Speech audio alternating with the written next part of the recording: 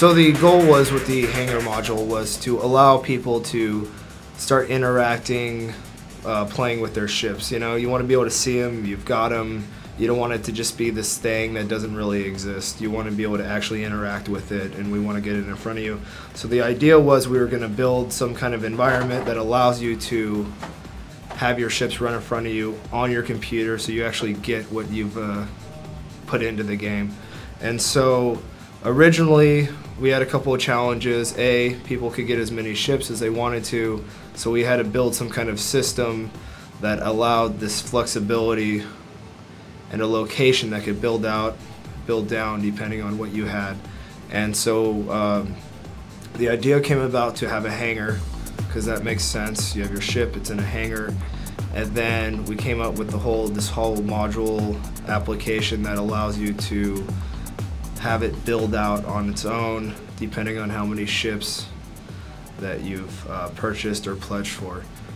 And so at that point, we knew we wanted to do a hangar, we knew we wanted a module, but there were so many pledges and tiers and so many differences that we really wanted to reward people that contributed so much to the project. So we decided to have tiers for hangars, and depending on what your pledge was, you can get a bigger and better hangar. So we created a tier system, and so currently we're now completed the first hangar, the entry-level hangar, which is the discount hangar. And then we've moved on now to a business hangar, which is the second tier. So for the people that have like the Hornet, for example, or whatnot. And then for the people that have the Constellation, we give this nice, we're also working on the nice big deluxe hangar.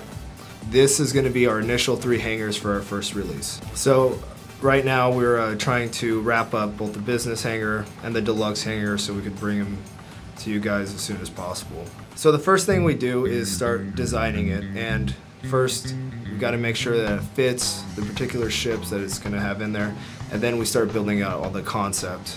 So once we get enough concept, we start trying to look through it and figure out exactly what the style is we're going for, then we start approving concept. At that point, I start building out the base architecture, and then we get some additional concept and actually start dealing out all the objects that need to go into the hangar.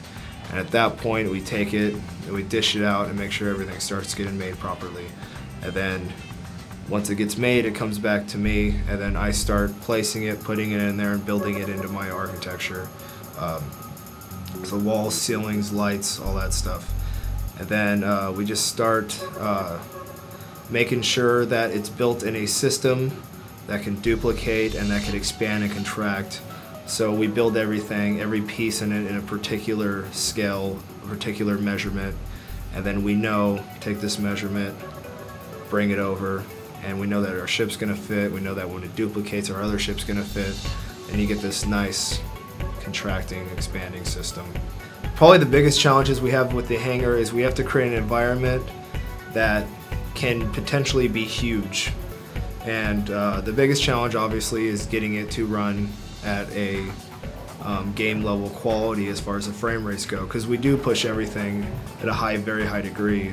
Our lights all have shadows, our geometry is very high, there's tons of detail. We try to make it as realistic as possible, great sound, go all out, you know, particles, go all out, everything. So we have to really be careful and make things as efficient and smart as possible to make sure that when it does build out and now you have all these shadows and everything and you have all this detail that just keeps going and going and going, you got to make sure that at some degree, you know, you're being smart about how it's scaling down the further it gets away. That way you're keeping your frame rates up so we could get it to run on everybody's computers.